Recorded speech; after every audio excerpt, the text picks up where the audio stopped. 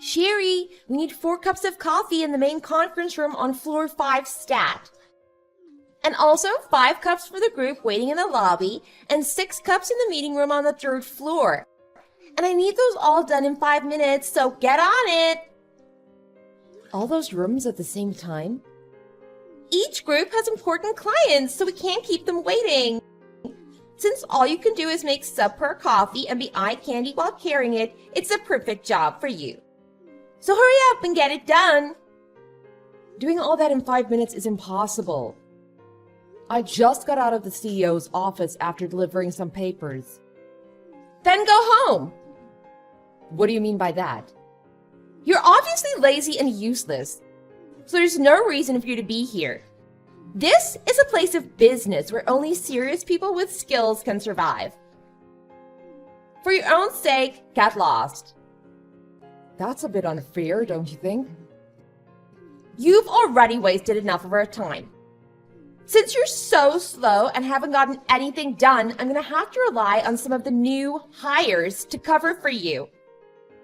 4 of them working together should be able to do it in 5 minutes. Even though they're rookies, they're still full-time employees. You know what that means, right? Your inability to follow simple orders has just stolen 5 minutes from them. Do you know what that just cost the company? I'm sorry. If apologizing was all it took, we wouldn't need a justice system and our legal department would be out on the streets. I'm sick of your sad excuses. I hope you know how to sincerely make up for the trouble you're causing us.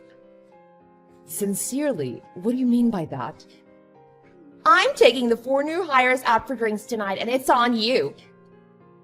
Wait, are you serious? Of course I'm serious. I'm always serious. You should be thankful that I'm letting you off so easy. Consider this a lesson in how to know your place in the real world. Thank you, but picking up the tab for 5 people? That's the going price for 5 minutes of time of 5 full-time employees. Is that so? I'll make it easy for you. $50 a head should cover it. So, $250 on my desk by the time I clock out. You just want the money. Of course! What else would I want from you? I thought I might be able to join you guys. Why would we want to go out for drinks with you? Your very existence makes my skin crawl. Why do you want to invade my private life with your stupidity and uselessness? No, I'm sorry. It's also this cowardice in thinking that you can evade your responsibilities and duties by apologizing that pisses me off. Ever since you showed up, the atmosphere around here feels like I'm stuck in a Stygian prison. Why did you join our company? Let me rephrase that. How did someone like you get into the company?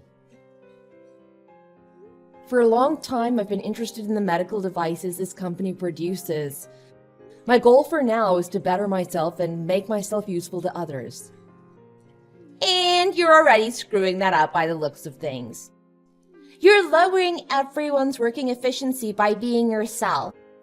It's like you're a mobile IQ sync on an AOE field. I promise to be more careful next time. I will strive to follow orders to the letter and carry out my work with alacrity. Yeah, whatever that means. I'll hold you to your word. So listen carefully to my next order. Drink 5 cups of just brewed coffee. Are you serious? Yes! Just listening to your irritating voice around the office gets on my nerves and I can't concentrate on my work. There's probably some weird virus or bacteria in your throat, so we should sterilize it before it spreads to those of us who are actually a benefit to society. If you do that, then you'll be achieving your goal of being useful to others. See, I'm always looking out for others. You could learn a lot from me if you weren't so slow. You're asking too much from me. If you can't do that, leave. There's nothing you can do around here. You're just a gold bricker and a drain on company resources. I'll go drink the coffee. Seriously? If you do that, I'll let you off the hook for today. And don't forget your donation to my entertainment budget.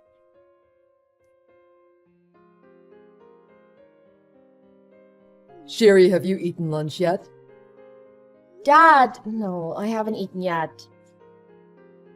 Sorry, were you busy?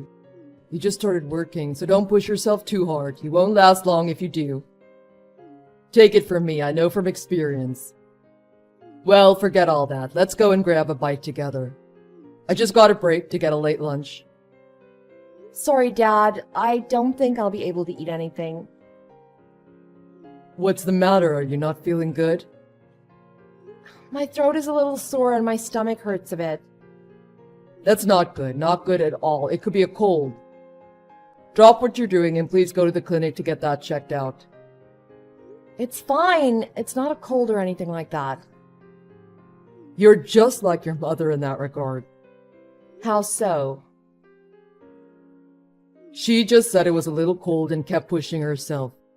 That little cold turned into pneumonia and she was gone before we knew it. Dad, you can't keep holding on like that. Sherry, I'm really sorry for not being there for you two more. When I left your mother, I didn't know she was pregnant with you. Even your brother regrets what happened between us. Even he says that he shouldn't have pushed her out of our lives the way he did. I understand how Tom feels. I mean, how are you supposed to act towards your father's new girlfriend so soon after your mother leaves? Of course he wouldn't want to accept her into his life.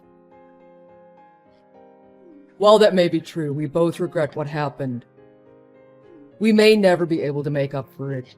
We both want to do what's right and help you in any way we can. You both have no idea how much you've saved me. And I know how much you both care about me.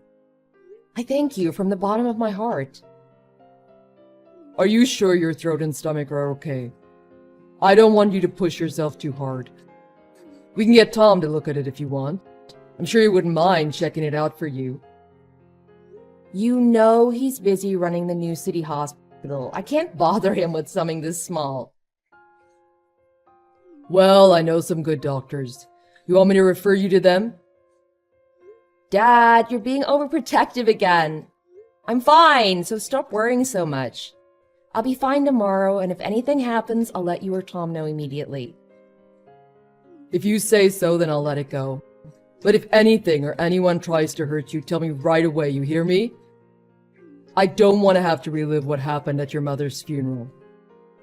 If only I had known sooner. It's something I never want to say again. I understand, Dad, and thank you. If I run into some big trouble I can't handle, then I'll gladly hide under your wing and let you protect and spoil me. Anytime, bring it on.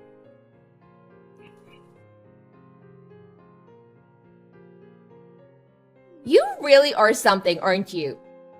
You are less than an amateur working, but you're definitely a pro at brown-nosing. What are you talking about? I heard some interesting tidbits from the rookies that I took out for drinks with the dollars you donated. It sounds like you're kissing up to all the men in the company and earning brownie points from them. Because of that, they all have a high opinion of you, you sly little fox. I would never do that. Since all you can do is make copies and coffee, the only way you can become a full-time employee is to kiss up to the people above you. I see how it is. That's not my goal at all. I could care less who you kiss up to or try to seduce. But stay away from Brian, our marketing director. I have my eyes on him, and it's just a matter of time till I can bag him. I won't stand for it if you try to get in my way and butter him up too. Wait a hot minute.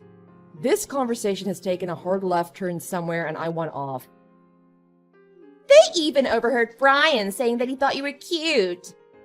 When and where did you find the time to work your wiles on him as well? I've done nothing of the sort. Of course, no one would believe a simple temp like yourself. Least of all a veteran like myself who's seen it all already. Stop stirring up the harmony of our company. Things were fine before you showed up, but now you're just bothering everyone. How is that possible? Even the new hires hate you. How did someone who can only do intern duties get into such a prestigious company? Something is definitely fishy. There's even a rumor running around that you're secretly the lover of the 50-year-old virgin head of accounting, Mac. Is that true? So that's how you got this job. How dare you? That is disrespectful to Mac, and I think you should say sorry for saying that. A single man in his 50s. There is definitely something suspicious there. So, you called that ugly fish who definitely has some skeletons in his closet, and the best you could get from him was this temp position? I am impressed you'd sacrifice your chastity to accomplish such an underachieving life goal. Heidi, stop talking about something that does not concern you. Mac lost his fiancée to a tragic accident right before their wedding. So in her memory, he's vowed to stay single in a show of faithfulness and devotion. Please do not spread any tasteless rumors about him. Why does a temp like you have such insight into the private affairs of the head of accounting? That just makes things more suspicious. That's enough. I see that talking to you is a waste of time, and I'm tired of trying to find your good side. Goodbye. How dare you? You're only a temp with no skills. How do you get off talking to me like that? Get back here.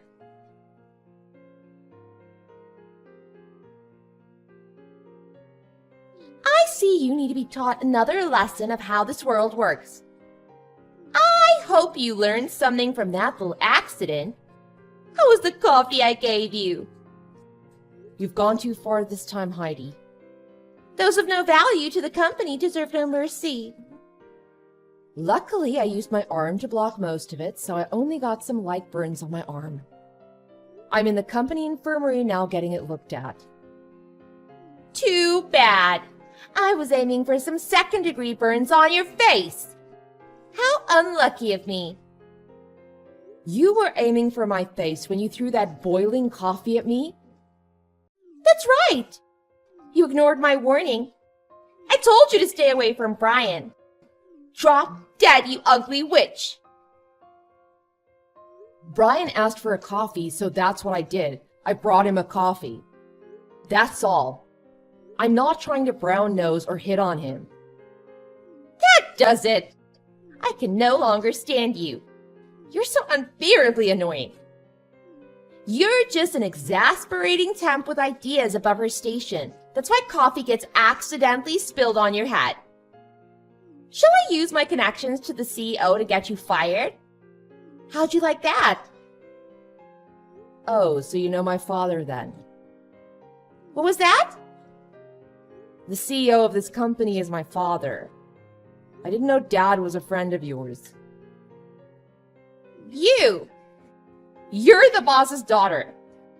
You lie, that's impossible. He's 86 years old. How could he have a 23-year-old daughter? He was 63 when I was born. A surprise, to say the least. Liar. Stephen Townsend has no daughter. You can even check the wiki. He even has a 40-year-old son that is lined up to take over for him. Yeah, Tom is my brother. Dad wanted him to take over sooner, but Tom wanted to make sure there was a better hospital in the city to take care of people after my mother died. Ha! Caught you in a lie. The CEO's ex-wife is still alive and living in Hawaii with her second husband. I'm a child born out of wedlock. I lived with my mother until she passed. He took me in right after that. A likely story. Did you think anyone would believe your tragic first 15 minutes Disney movie opening sob story? You can believe it or not, it's up to you, but it's the truth. Now I'm pissed off that you're lying to me, so I'm going to give you another cup of hot coffee. Come back to the office right this moment. See you there.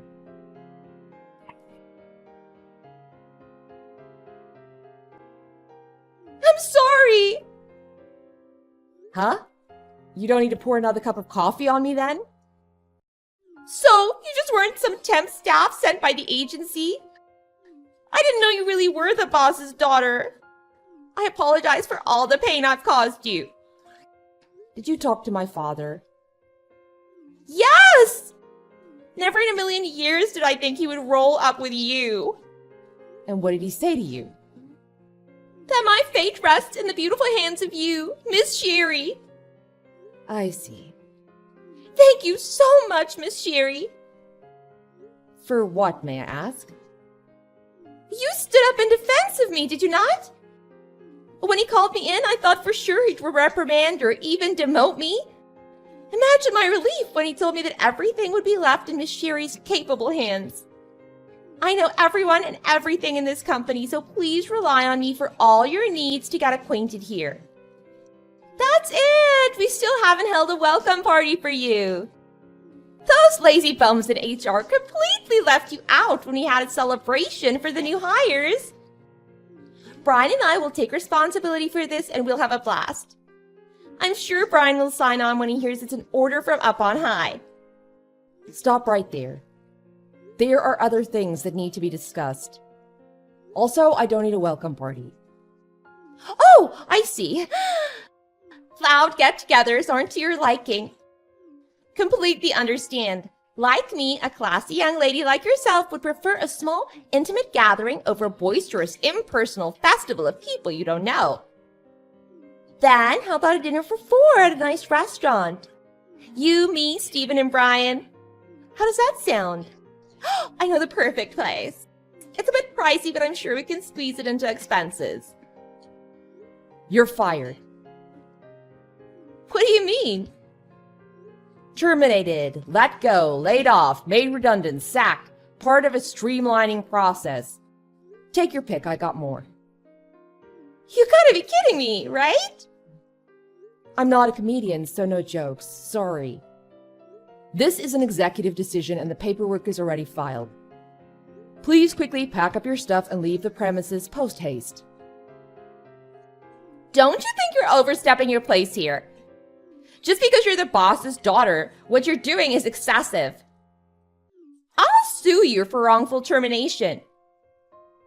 I have here several claims from the marketing department of you harassing Brian, which is obstructing their work. I also have a medical diagnosis that questions if my burns were really accidental.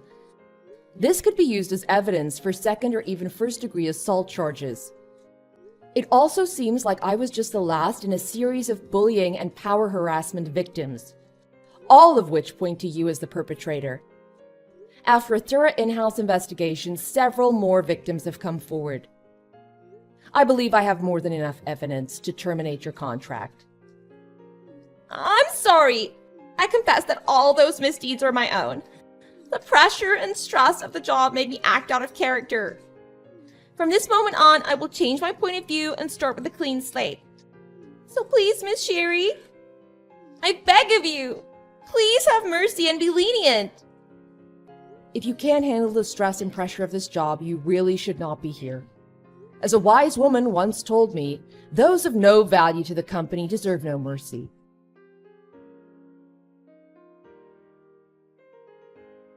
It turns out that soon after getting fired, Heidi was picked up by the police.